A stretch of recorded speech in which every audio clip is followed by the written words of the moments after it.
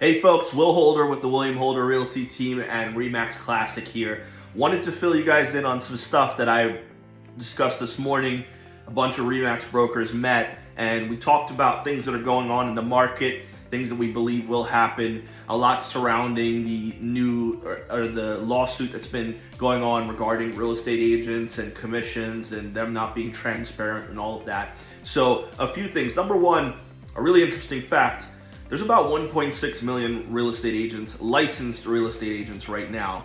That number went up significantly during COVID. I mean, probably 400,000 or 500,000 people joined the industry in that time. And if you look at the figures from last year, 50% of licensed agents, 50% of licensed agents sold one or less home in 2023. 50%.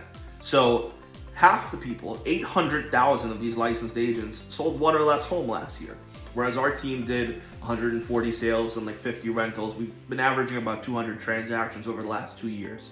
So if just us doing that many and half aren't doing any, there's a big gap there. And that gap's important when it comes to who you work with, the professionalism, and all of that. So I highly recommend, one, you vet your agents, make sure they're experienced or they're working with an experienced team and they understand the real estate market.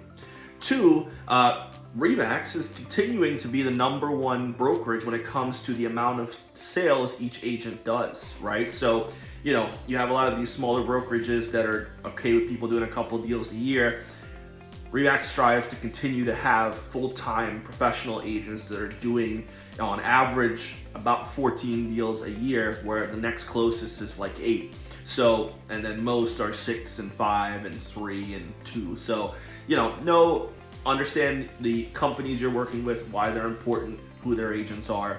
And then just overall, the industry as a whole. Yes, there are issues going on with this lawsuit.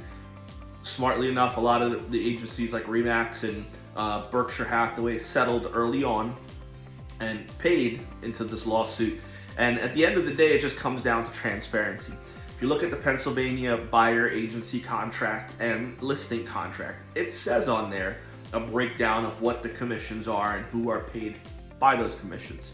We as agents have to explain that to our clients when we meet with them, when we're sitting with them, and when we're advising them.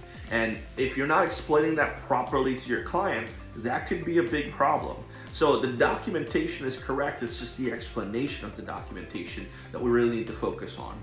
As a client, you need to know that you are what you're paying for, who you're paying, who's getting paid in what scenario before you sign that contract. And an agent should have a contract with you before they're out showing you properties. So hopefully some of this information is helpful. If you ever need more tips or would like help, feel free to reach out to me, Will Holder, WilliamHolderRealty@gmail.com, or my cell is 610-657-6215, or on Instagram at William Holder Realty Team, YouTube, Facebook, TikTok, we're everywhere. I would love to hear from you. Have a great day.